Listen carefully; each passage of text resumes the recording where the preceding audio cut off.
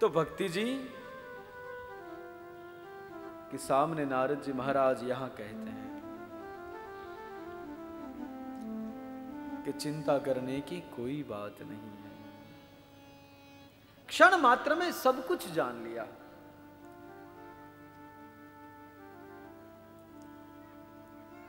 तब भक्ति जी ने प्रश्न किया कि बाबा ऐसा क्यों हुआ, मैं युवान हुई और मेरे बच्चे वृद्ध रहे।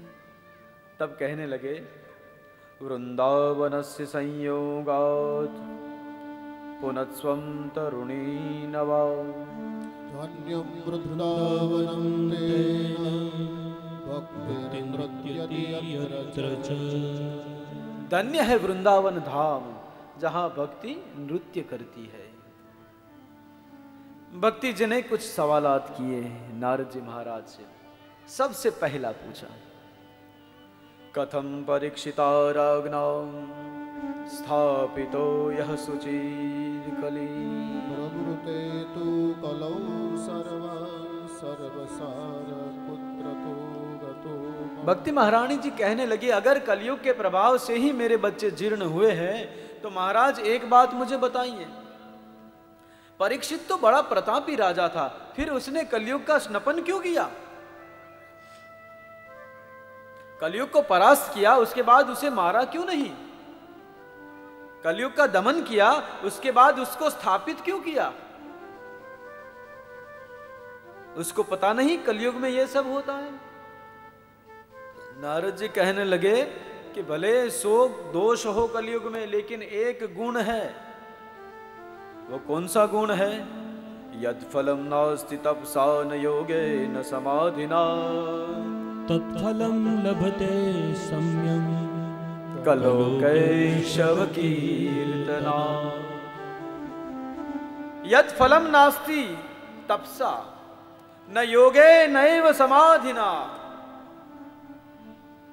जो फल, यद फलम नास्ति तपसा, जो फल तप में नहीं है, न योगे न समाधिना, जो योग में नहीं समाधि में नहीं है, वो तत्फलम लभते सम्यक, मतलब आसानी से कलयुग में केशव कीर्तन से मिलता है।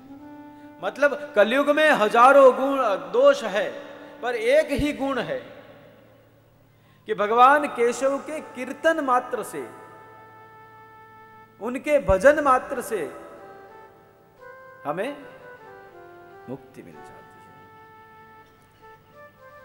जो फल योग नहीं दे पाता, जो समाधि नहीं दे पाती, जो ज्ञान तपस्या मीमांसु पड़े रहते हैं तपस्या के पीछे, योगियों ने अपने हाडों को गाल दिया, लोग सालों से ध्यान में बैठे रहते हैं, फिर भी वो फल नहीं मिलता जो कलयुग कीर्तन में दे। तो इसलिए कीर्तन करना चाहिए। हम कहते हैं ना बार बार, कीर्तन करो, हमारे साथ गाओ, भजन करो, हाँ, ताली बजाओ, ये सब इसलिए कहते हैं कि कलयुग में ये सब करने से हमारी मुक्ति सुलभ हो जाती है।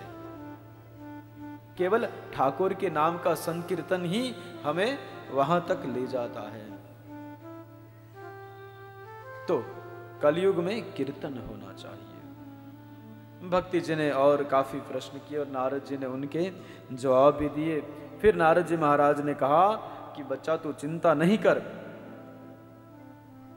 मैं तेरे बच्चों को फिर से जागृत करूंगा। तो ये सुनकर भक्ति महारानी जी नारद जी महाराज की स्तुति करती है।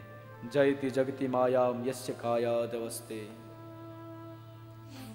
जयति जगति मायाम यस्य कायादवस्ते, वचन रचन में कम केवलम चाकलय्य, ध्रुव पद्म पियातो यत्कृपा तुतोयम, सकल कुशल पात्र ब्रह्मपुत्रं नतास्मि। क्या कहती है भक्ति महारानी जी? कहती है महाराज जयति जगति मायाम यस्य कायादवस्ते। कायादवस्ते मतलब आपके संसर्ग में आने वाले जीव की क्या गति होती है आप देखिए महाराज। कयाधु के पुत्र प्रहलाद ने भगवान को पाया, आपने ज्ञान दिया इसे।